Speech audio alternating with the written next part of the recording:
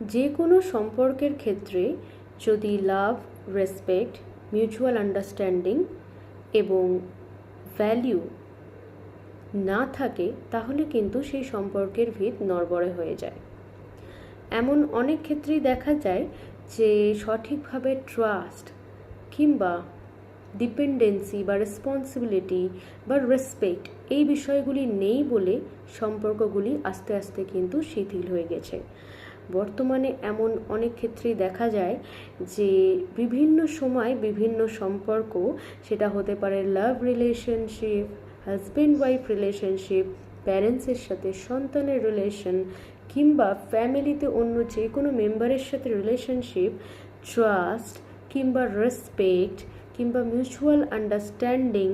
এই বিষয়গুলি না থাকার জন্য সেই সম্পর্ক কিন্তু শেষ হয়ে গেছে কিংবা একে অন্যের শত্রু হয়ে উঠেছে। কিন্তু আপনি কি জানেন যে এই সমস্ত বিষয়গুলি যদি আমরা খুব যত্ন করে দেখি, যদি এই সমস্ত বিষয়গুলি আমরা খুব মাইনুটলি পরিলক্ষিত করি, আমরা বুঝতে পারবো সামান্য ছোট ছোট বিষয় যেগুলো আমরা হয়তো খেয়াল রাখলেই সম্পর্কটা হয়তো টিকে যেত, সেটার দরুন সম্পর্কটা বর্তমানে আর নেই। যদি আপনার সাথে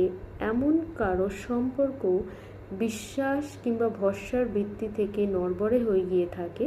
কিংবা আপনি যদি কোনো সম্পর্কের ক্ষেত্রে আপনার বিশ্বাস টিকিয়ে রাখতে পারেননি কিংবা সে আপনার বিশ্বাস টিকিয়ে রাখতে পারেননি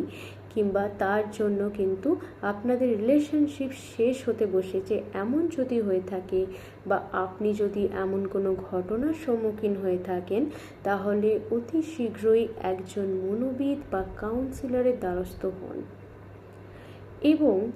আপনি যদি সঠিক সময় সঠিক পরামর্শ নেন, তাহলে কিন্তু আপনাদের সম্পর্ক শুধু চিরস্থায়ী হবে না, সেটা কিন্তু ভবিষ্যতেও কোনো রকম পরিস্থিতিতেই টালমাটাল অবস্থায় যাবে না।